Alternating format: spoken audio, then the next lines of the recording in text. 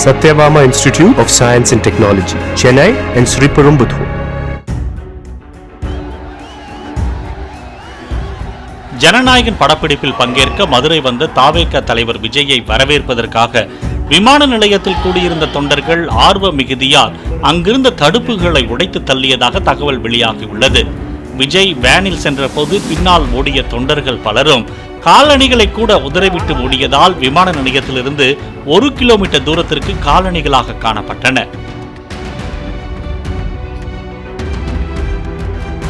Satyabama Institute of Science and Technology, Chennai and Sriperumbudur.